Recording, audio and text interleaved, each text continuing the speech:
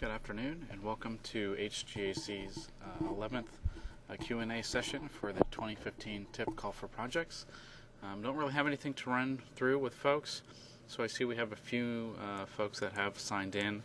I will just quickly remind everybody we will continue to have these through the application deadline, which is coming up.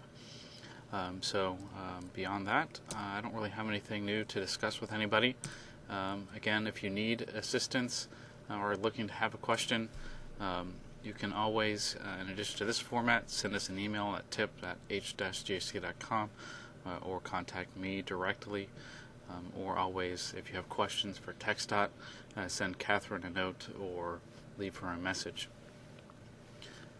I do see a question here from Greg Goodman, which is a good one. I will go ahead and put it up here, which is what to do if you have used the incorrect application template. Most notably, probably major versus other investment category. And the simple answer is just start a new application.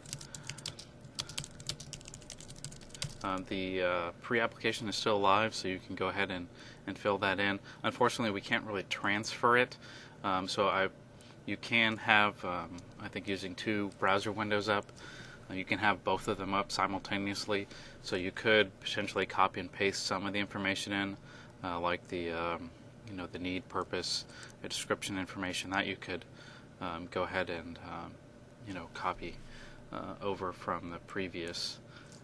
I'm going to try to paste in here. Let's see if I can get back to it. At least a link here from our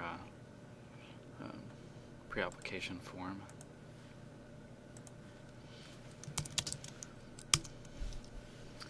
And that's the simple answer there. It doesn't change anything with regard to your assistance request. As long as the project is still scoped the same, we'll be okay.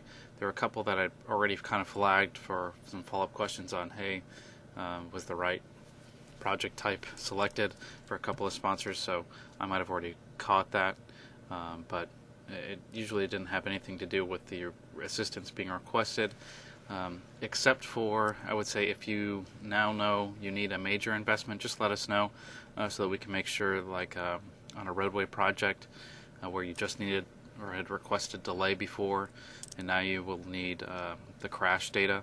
Just send us a note. We'll add it to Jeff's queue, and he'll get to it when he can. The safety stuff goes pretty quick. I'm hoping that we'll get that turned around here before folks are back next week for the major holidays. So they'll have enough time to do the analysis and interpretation for the application deadline. I see a question here from Rick, just asking when the cost-benefit calculation information, particularly the modeling data, will be sent back. The model takes a while to run. They're getting started on some of the major runs now. Unfortunately, they do take a while. The good side of that is there's no additional interpretation you need to do. You just, in the description of the analysis, reference that HGAC performed the analysis. But the delay calculations coming over the travel demand model are pretty standalone. It'll already be packaged in the spreadsheet for you, so you won't have to do any follow-up. You'll just attach it and go and stick it in the application. So it may drag out a little bit closer to the application deadline, and we're holding back on some of TxDOT's until we get to the end, so we can get the other sponsors in line. We know we can work with them one-on-one in some of those, so I'm not too worried about that. I think folks will be able to get their applications completed in a timely fashion. And again, you don't have to do an additional interpretation of those results. It's already set up for the application submittal. I hope that answers your question, Rick.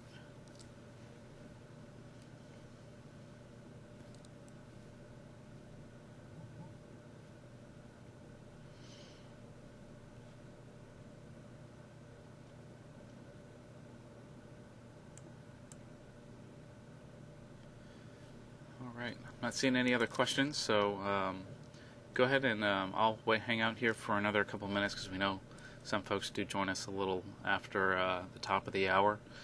So if you do have a question, please enter it in the question panel or raise your hand in the interface and I can unmute your line. Actually, I will ask Yvonne if she was willing to describe. She had asked a question earlier in the week. We had added a functionality to the application. Since I haven't set up a dummy one myself, I don't know where it appears, but that allows you to see your current application in progress and print it with like a draft stamp on it and check to make sure that your attachments are the ones you intended. So, Yvonne, if you don't mind putting a little note in the question box to let me know if you're willing to walk through that for folks, that would be great. I'll unmute your line.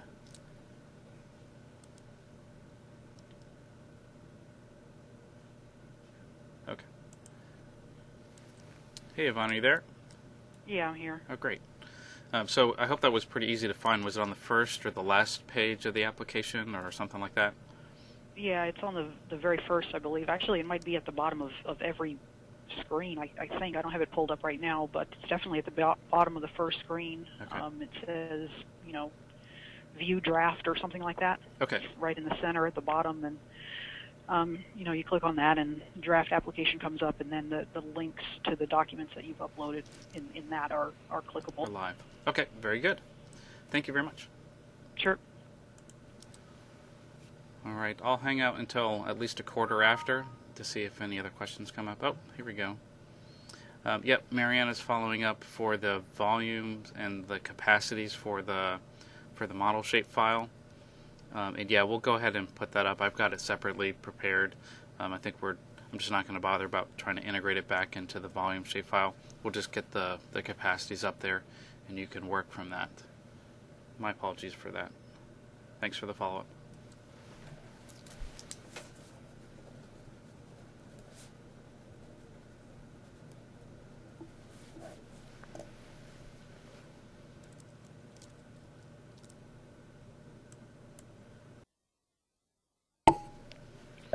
All right, I don't see anybody else's hand up or any questions, so I think we'll call it here a day for this webinar. Thank you again for joining us, and enjoy your another week of holidays.